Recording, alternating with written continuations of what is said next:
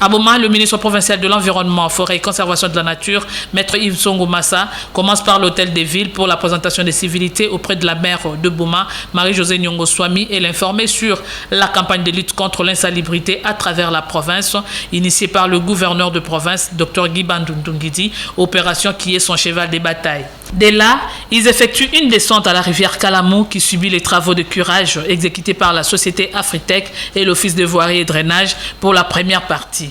Sur plus ou moins 500 mètres de longueur, il ne reste que 78 mètres sur une largeur de 15 mètres et 3 mètres de profondeur, constate le ministre Yves Songo Massa. Et donc on est heureux de voir que les travaux avancent avec satisfaction.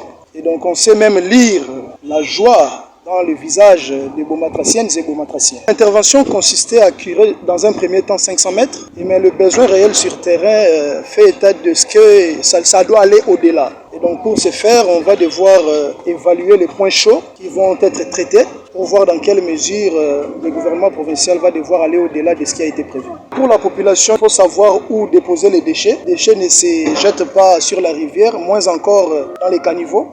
La maire de Boma est satisfaite. Des travaux de grande envergure comme ça pour sauver les vies humaines, c'est ce qu'on appelle le peuple d'abord.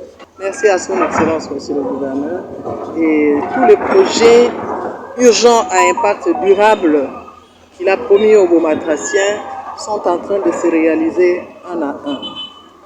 Un grand enjeu, c'était le port de Boma pour lequel il vient de trouver une solution. La rivière est en train d'être curée. Je demande aux Bomatraciens d'être patients parce qu'ils savent que prochainement, ça sera le stade. Les travaux évoluent normalement pour Michel Kaembe, directeur provincial de l'OVD. Nous sommes là pour veiller avec notre partenaire Afritech à la faisabilité de la vision du chef de l'État matérialisée par le gouverneur de province. Et les travaux vont bon train par rapport à la longueur qui était prévue, par rapport à la profondeur et même à la largeur. Nous sommes en train de veiller au respect de cela. Techniquement, tout se passe bien.